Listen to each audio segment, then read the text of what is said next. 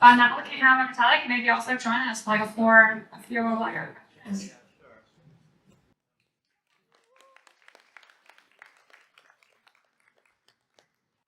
I guess there's no need to like intro, but like maybe you can like tell us a bit of like what attracts you to this event.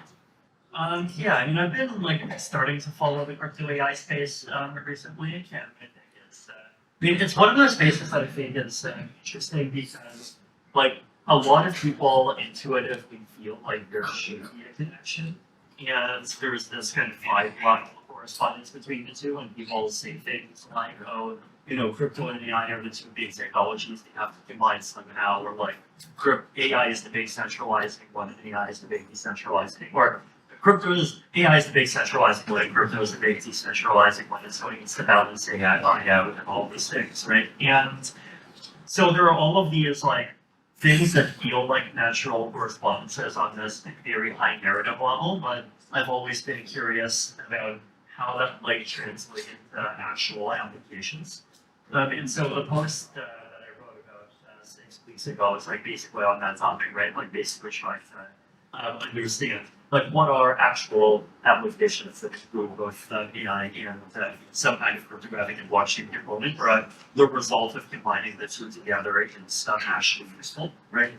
Yeah, so like identified the four categories, which are one is like basically AIs as players of games, right? And that's like this is one of those things that's like almost too trivial that people don't think of it as a crypto AI intersection, but it's like a crypto AI intersection that has literally been running for 10 years, which is just like AI trading laws, right? Like, the crypto incentives set up a market and AI is participating in that market, right? And that's, and now, we have on-chain taxes, and now we have on-chain markets, and a lot of participating in those. And I think the next frontier of that, which actually gets it into terrain that's like much more interesting, is setting up on-chain prediction markets, which are succeeding on their own already, right? Like we've been seeing Omni market just being massively successful this year, Omni that it totally was not before. But with AI, you could potentially need micro prediction markets, right? Like prediction markets on like very small questions that are too small for like each individual person to really spend a lot of time thinking about, but where AI can just like trivially come up with like approximate answers to thousands of them, right? Like prediction markets, for example, like the earliest ones were failed actually with like analysis like some were on the stuff. Yeah, okay, so the reason why I think things like Gnosis and one, I think they were just like too early in the sense that there wasn't enough of a network effect yet. Another is that like the markets are just too inefficient. Like you can't have an efficient market when the trading fee on chain is like $150, right? Like I remember about 3 years ago, I wrote like that blog post where I talked about my own experiences, like basically betting after the U.S. election that Trump will lose the election, right? And I remember, like, I did the math, and I made a total of about like $58,000 profit because people somehow kept believing that Trump would somehow win. But out of those $58,000, I lost over $1,000 in fees, right? Like over $1,000. And so like when you have fees that were that high, then like you cannot have like a working efficient market, right? But now I think the big with what we finally have L2 scaling, right? And with L2 scaling, scale as a limitation on blockchain applications is like finally going away as a problem, right? And the reason why like I think this is really big, right? Like I think for a lot of the last 10 years, like a lot of people have been complaining, like, there are all of these crypto applications that work really well in theory, but in practice, like there's just gambling and there's these like dumb $3 million monkeys, right?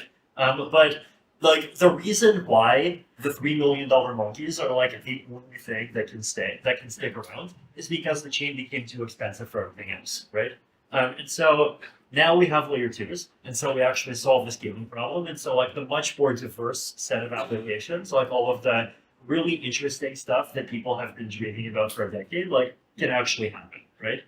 And so like with prediction markets, like you can actually have much smaller scale markets because like you're gonna have trading fees that are like 1 cent, right? And then with AIs, like the cognitive cost of like figuring out how to even bet on a particular issue like that goes down, right? And so you can literally have markets with like $10 of depth, and you can have markets for every question, right? So it's like prediction markets your favorite use case?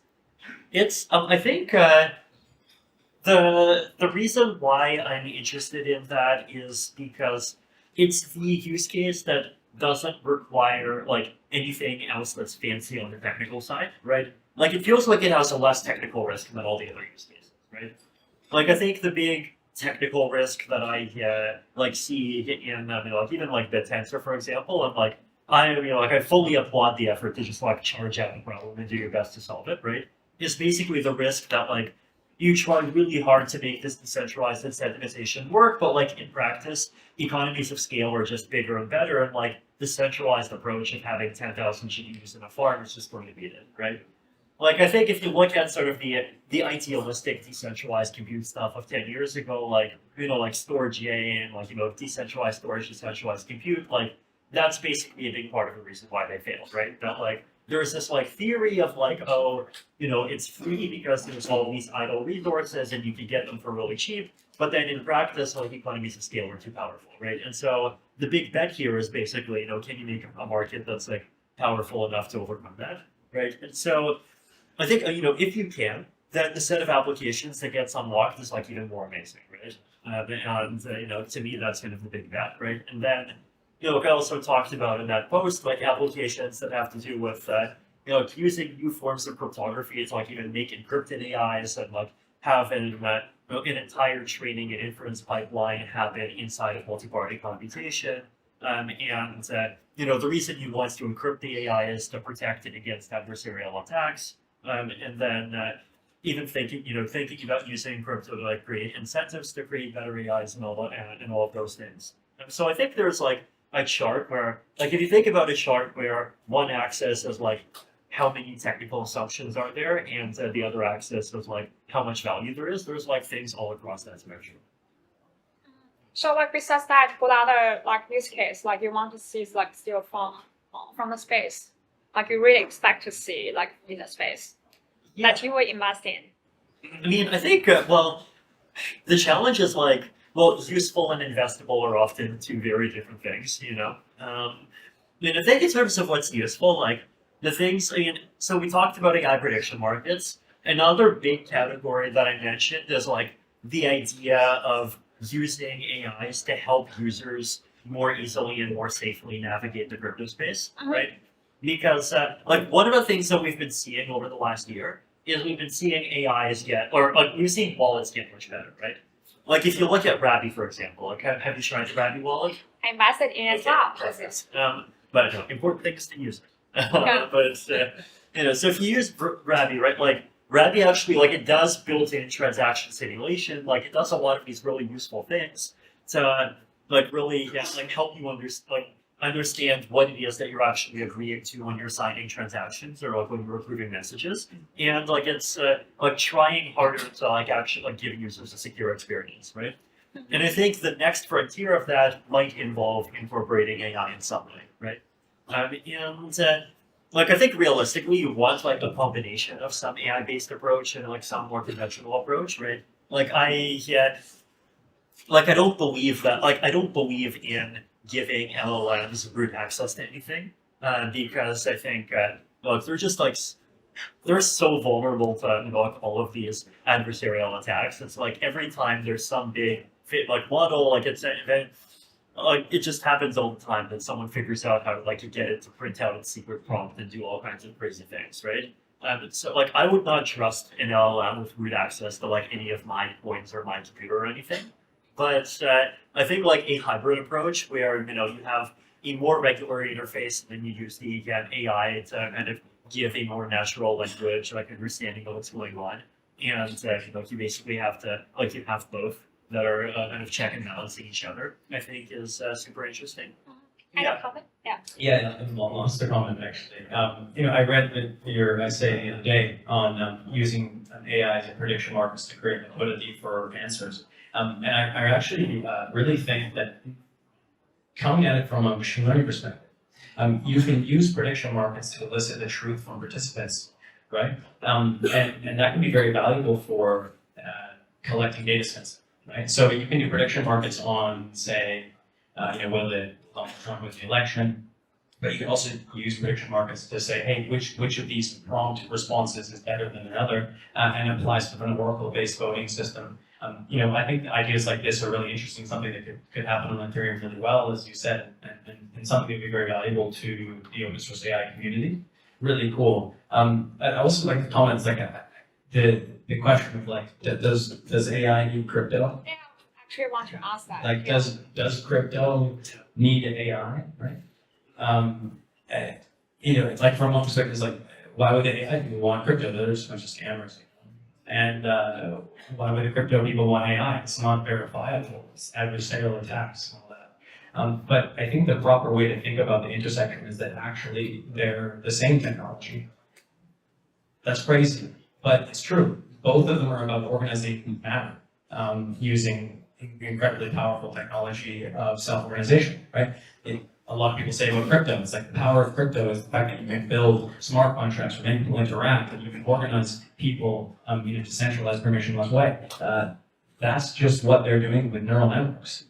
Let's get a bunch of neurons and organize them and drive electricity through them, and they'll self-organize. They're both organizational principles. So I think that it's rather than thinking about the intersection, think about the union of the technologies, and that's really what Bittensor's been focusing on.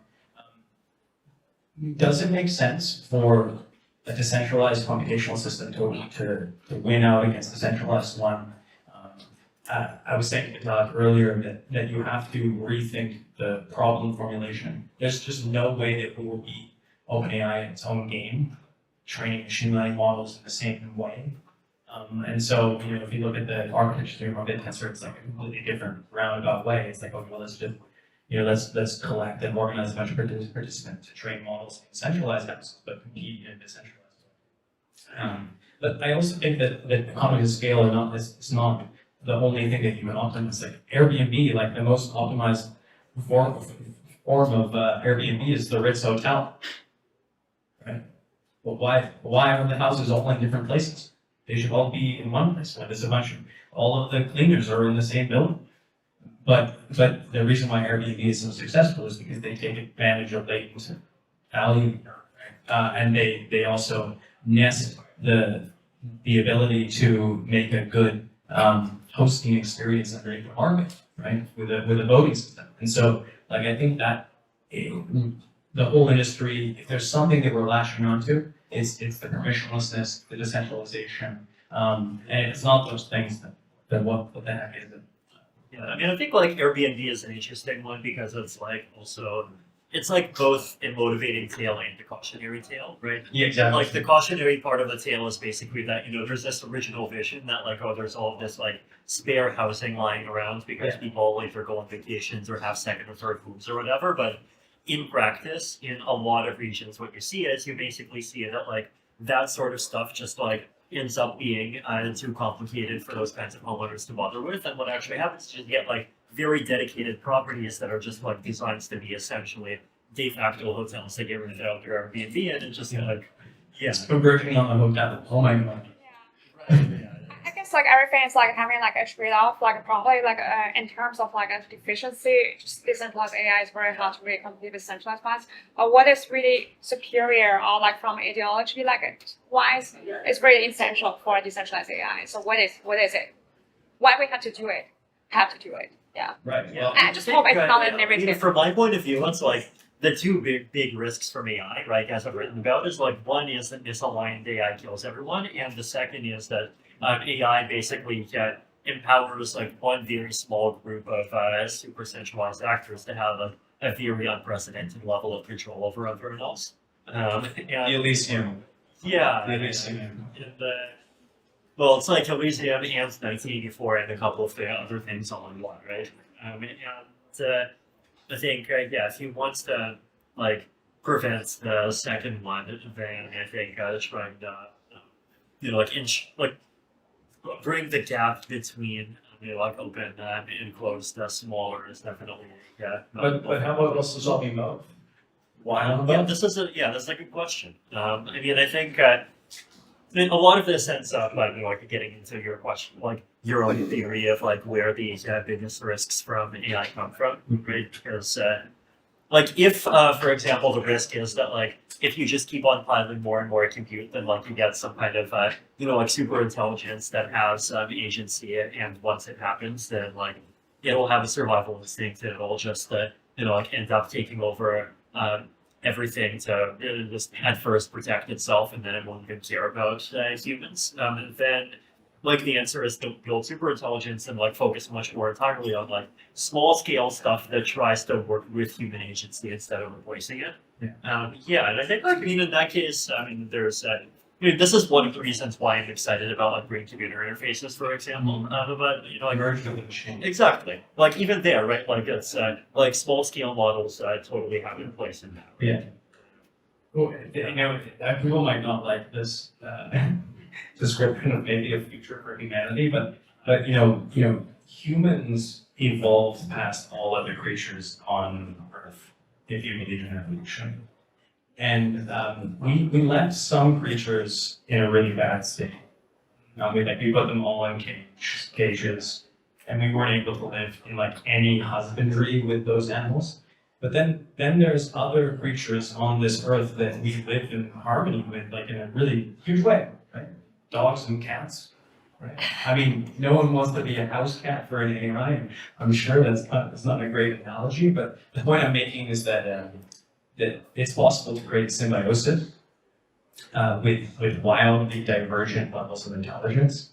In fact, to create different forms of intelligence, and I think that that's going to come down to a form of husbandry that we have to create with artificial intelligence, merge with the machines. Like said, this is super sci-fi stuff. Obviously, I don't think it's the most pressing question. Like I really think the most pressing one is like the Elysium 1984 Fallout, where one mega lord controls the AI and all the money, and I think it's certainly something that Sam Altman is moving towards. Right, I think he actively thinks that's what's going to happen, and is trying to make it happen. Maybe I'm wrong. I don't know his intention, but I think that's more pressing. So decentralization of the ownership of artificial intelligence, truly being able to interact with, contribute to own, profit from, to access. That's why people are obsessed with the open source AI direction. Is just make sure that we can be symbiotic with the machine. And there's the whole other side that's just like store the machine. But I think everyone knows that that's just unreasonable. Yeah. So, what kind of role like you think your network is like playing in terms of a decentralized AI?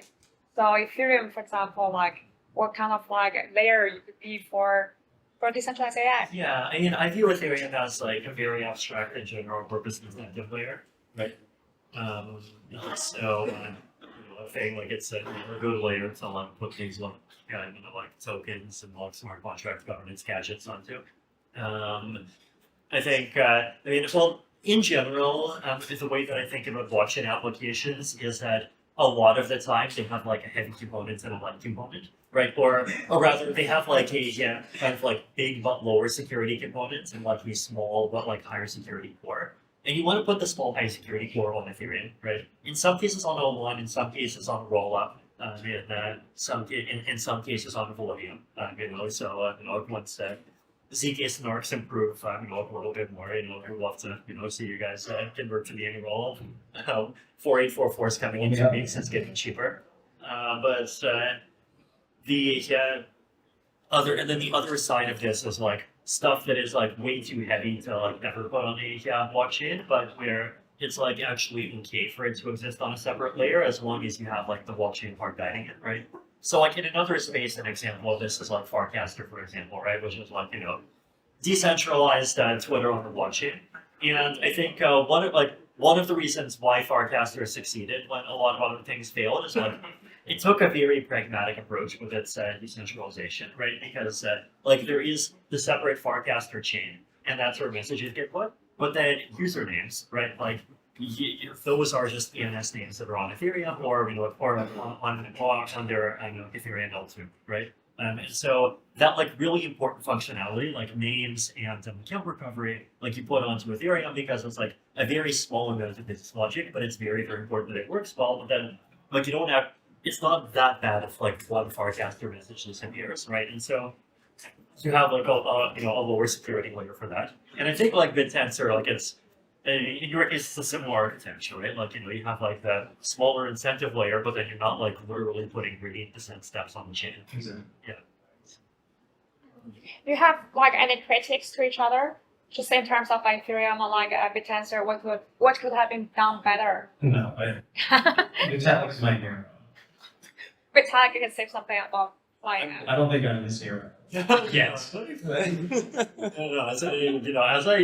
I said, I think you guys are like pushing directly against a challenge that I think is on one hand quite hard, and it's one that in other industries has definitely failed before. But the upside, if it succeeds in a sector as important as this one, is large, right? So I think like really like making it an honest try at that is so, Thank you. yeah. How do you see like each other's like network just moving forward, like like 5 years like from now? I don't think Vitalik knows enough about Bittensor. I don't think I know enough about Ethereum to really forecast. But maybe I spoke too soon. Well, that is something I think like Ethereum or Vitalik probably just like very bullish about like decentralized social. Just like moving forward, like 5 years, what do you see like? Yeah, I mean, I think the way that I see this space is that I see the last 10 years as being like crypto and Ethereum land, where like there's a lot of development of core technology, of research, and of the crypto space being like this very insular thing that builds prototypes for itself. And I think the next 10 years have to be crypto in practice. And like actually building stuff that ends up reaching end users on a much larger scale. And I mean, like crypto as money is one of those applications that to a large extent already has done that, right? Like there's a lot of people in Argentina, Turkey, Nigeria, like all kinds of countries that have like actual pressing inflation problems. And crypto is there for them, and that they use like other cryptocurrencies or USDC or whatever else for savings. The question is like, what are the other things that can get to that level of actual practical utility? And like with Forecaster, for example, I'm personally noticing that it's like getting actual utility, even from people who are not just kind of like forcing themselves to use it for ideological reasons, right? Like people are using it and continuing to use it because it's like actually a more enjoyable experience than Twitter itself, right? And I think the way that I see this with AI is like AI is not an end user application, right? AI is a tool, right? But at the same time, AI is such a general purpose tool that it's going to have an impact to pretty much every end user application. And so I think it's it's really good that there's all kinds of groups working on getting this kind of infrastructure all figured out. I mean, all of the work on incentivizing trading is important. I think also, as I shouted out in the post, the World Coin team, I think, they sometimes get hated on, but I actually think that they have done a very thorough job of actually trying hard to do privacy and really being ahead of on putting data and models inside of NPCs as one good example, right? But these are all pieces in the middle, right? But then at the same time, we also need to the application layer, and I'm super excited to see what the community comes up with in that space.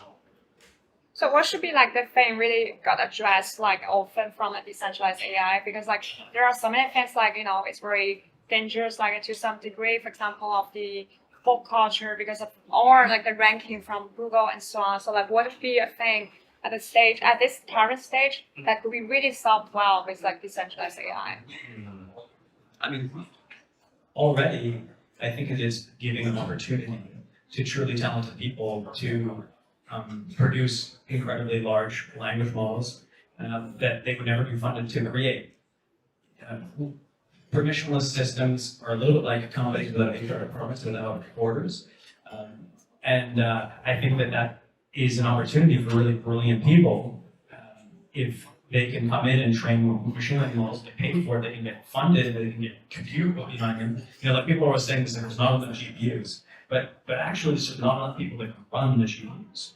And I think that permissionless systems, borderless systems, like they're really good at not reading resumes and just focusing on the production of something and getting people to do it better than anyone else in the world. So I think that we're going to train the best language models in the world. It's only just a matter of time. A good example was like what happened on Submit 6.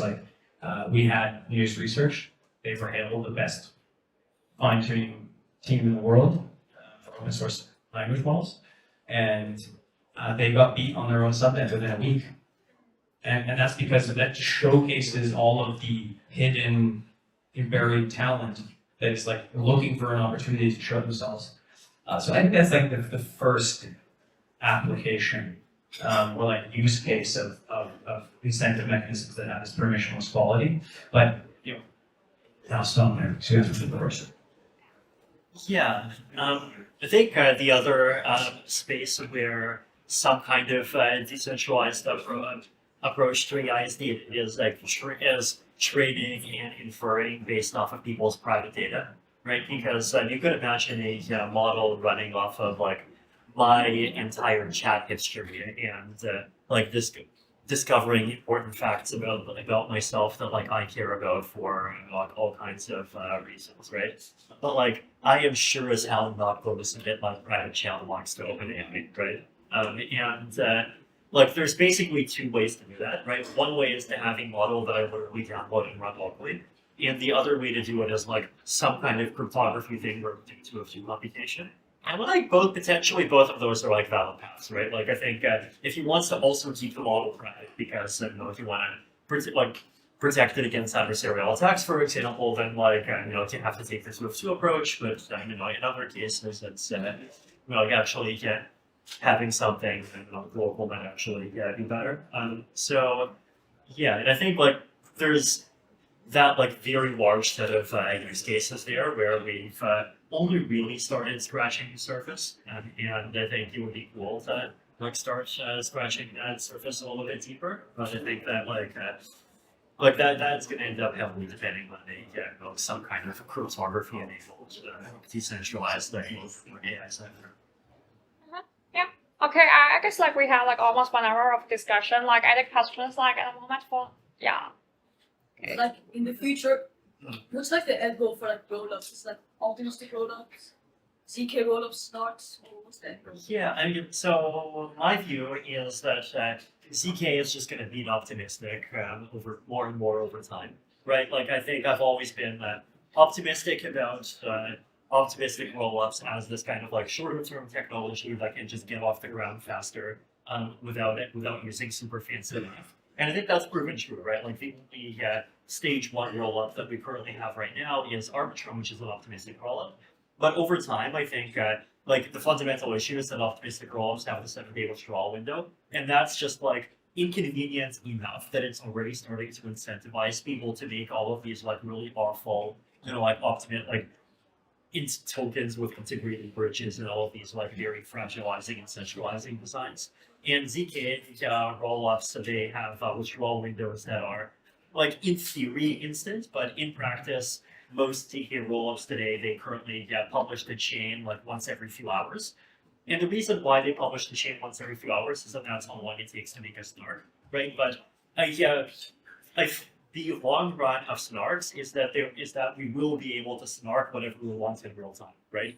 And we already know the theoretical architecture for how to do this. The theoretical architecture for how to do this is split up the computation into steps. And then you have n different machines. And then the ith machine only does a snark of step I. And then you have a merging tree where you just take n groups and you need groups and groups and groups, and then merge them in a logarithmic number of steps, and you get to one proof, right? They're building that on the TensorFlow. Right. Basic, yeah. So that's just obviously the end game, but that's that has high overhead, right? And the question, because you need to do a lot of parallelization, and it's just an engineering problem to get to that point.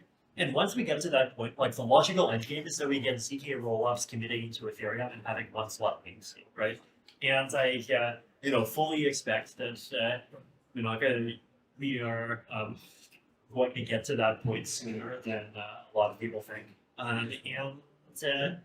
Once we get to that point, I think it'll be also much easier to move between different rollups. The whole thing will feel like a very seamless experience. It'll be easier to do cross rollup operations. It'll be easier to do cross rollup accounts and all kinds of things. ZK snarks are changing a lot. Okay, like anyone else before we take the break? Okay, then thank you so much. Like, so